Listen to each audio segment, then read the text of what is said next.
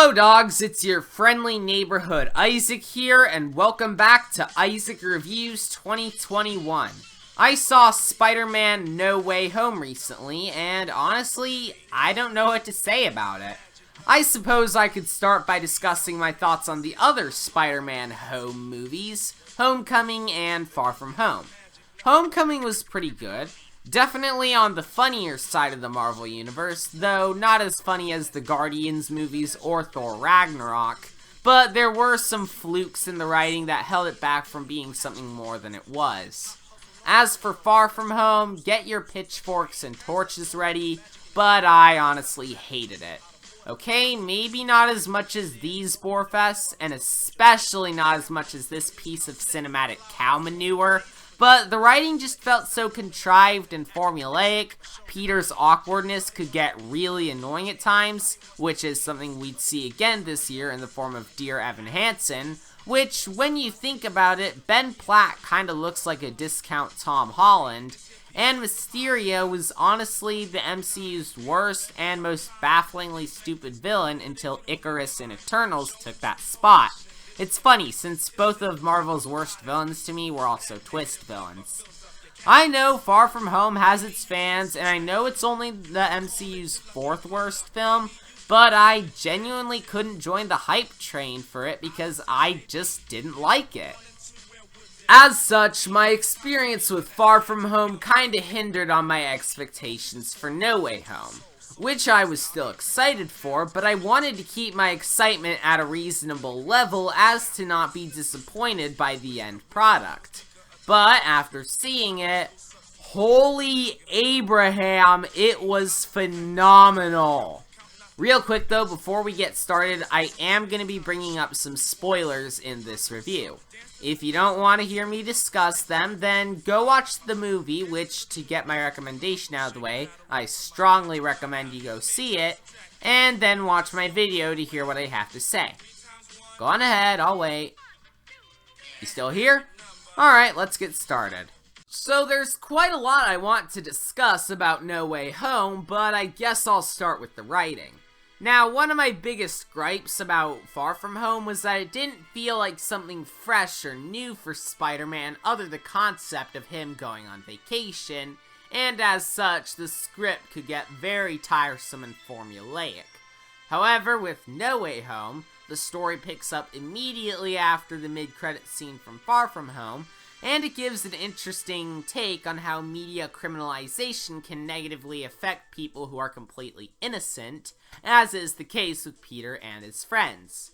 It also takes a good look into Peter's flaws as a character, mainly when he sees Doctor Strange, where his flaws are that he's pretty naive and that he doesn't think about the consequences of his actions or if they could hurt someone else, as he learns it the hard way through trying and failing to rehabilitate most of the villains, or accidentally causing Green Goblin to kill Aunt May.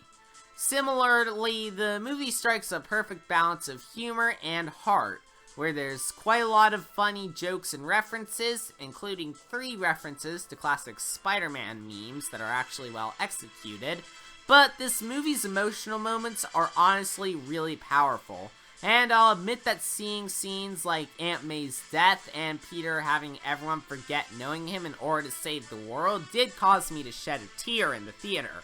Once again, I'm surprised that I thought I'd be crying watching this, but I instead cried watching these.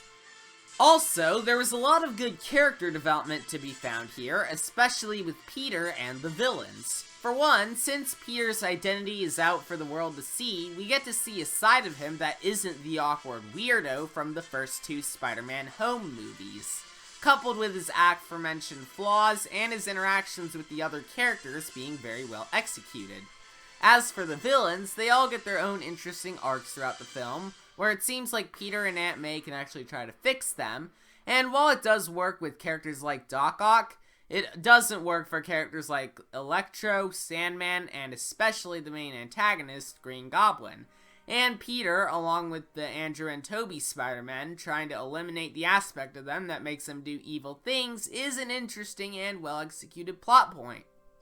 Really, the story in general is well executed, tying up all the loose ends left by Far From Home and Homecoming, while also providing satisfying conclusions to each character's respective arcs. But if I had one minor nitpick, it would be that the wibbly-wobbly, timey-wimey stuff is a bit confusing, especially regarding if Toby and Andrew would also forget who Peter is after Doctor Strange wiped the world's memory of him. But that's just one tiny problem in a movie full of amazing elements, such as the visuals. I still think Doctor Strange is the best looking Marvel film to date, but No Way Home honestly isn't far behind in terms of how astounding it looks, especially during the action scenes and the scenes involving Doctor Strange's magic. Also, there's some other great things to be found here, such as the actors giving solid performances, the score from what I consider to be the best modern film composer there is, Michael Giacchino, being fantastic per his godlike standards, and this actually being one of the rare times where fan service and references to memes are actually well executed, and they don't just feel like they're just there so people can point them out for the meme in question, only for it to be likely dead once the movie comes out, so good job, movie. Well, that was quite a lot of stuff for me to talk about, but I think I'm ready to conclude this review.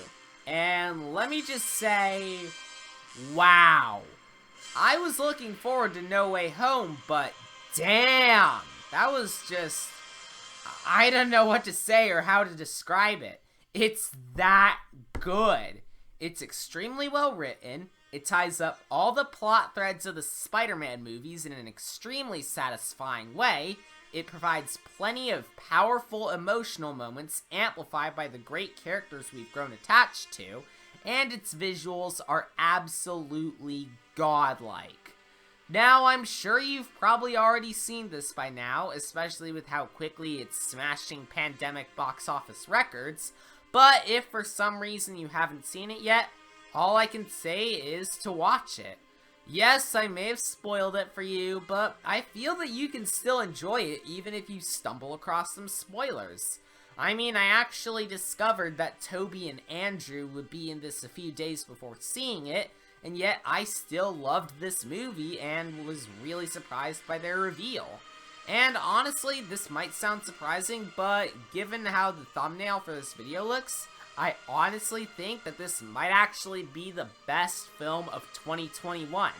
I know that I praised The Suicide Squad in my review, and while I adored that movie, I already had a feeling in the back of my head that I'd love it, even if I loved it more than I anticipated.